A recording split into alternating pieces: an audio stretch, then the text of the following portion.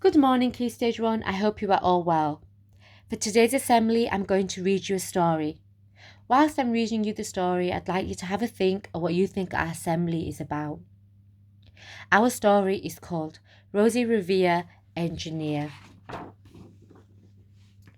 This is the story of Rosie Revere, who dreamed of becoming a great engineer. In Lila Gree's classroom at Blue River Creek, young Rosie sat shyly, not daring to speak.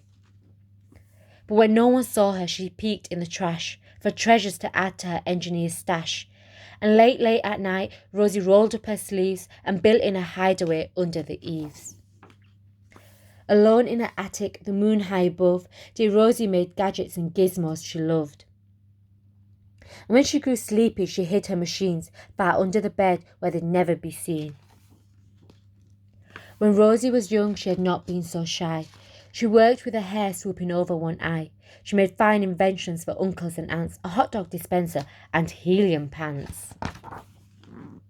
The uncle she loved most was zookeeper Fred. She made him a hat to keep snakes off his head, from parts of a fan and some cheddar cheese spray, which everyone knows keeps the pythons away.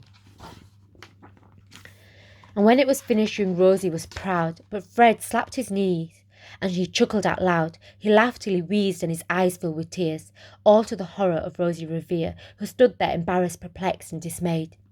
She looked at the cheese hat and then looked away. "I love it," Fred hooted. "Oh, I truly do." But Rosie Revere knew that could not be true. She stuck the cheese hat on the back of a shelf and after that day kept her dreams to herself. And that's how it went until one autumn day. Her oldest relation showed up for a stay. Her great-great-aunt Rose was a true dynamo, who'd worked building aeroplanes a long time ago. She told Rosie tales of the things she had done and goals she had checked off a list one by one. She gave a sad smile as she looked to the sky. "The only thing left on my list is to fly. But time never lingers as long as it seems. I'll chalk that up to an old lady's dreams." That night, Rosie lay wide-eyed in bed. A daring idea crept into her head. Could she build a gizmo to help her aunt fly?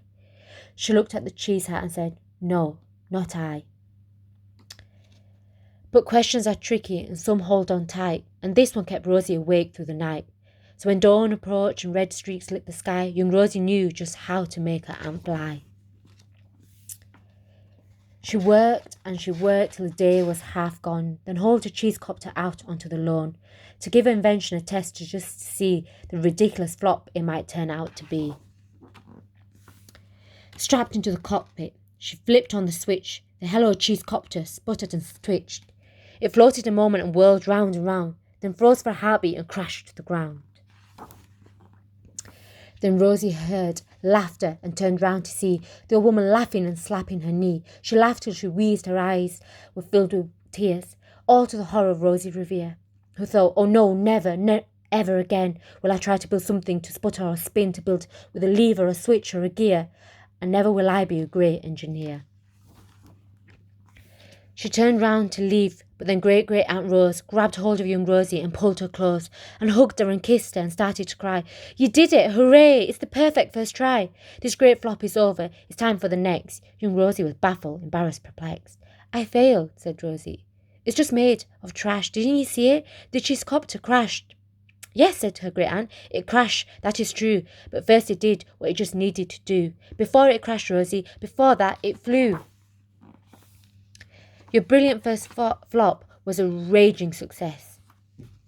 Come on, let's get busy and on to the next." She handed a notebook to Rosie Revere, who smiled at her aunt as it all became clear. Life might have its failures, but this was not it. The only true failure can come if you quit. They worked till the sun sneaked away to its bed. Aunt Rose tied a headscarf around Rosie's head and sent her to sleep with smile ear to ear, to dream the bold dreams of a great engineer. At Blue River Creek, all the kids in grade 2 built gizmos and gadgets and doohickeys too. With each perfect failure, they all stand and cheer, but none quite as proudly as Rosie Revere. And that is the end of our story. Our assembly today was about never quitting. It's always having a go. And sometimes you might fail the first time, but it's okay because you learn from your failures, you learn from your mistakes, and you have another go. And the only way you'll succeed is to keep trying and never giving up. I hope you enjoyed the story in today's assembly. I'll see you soon.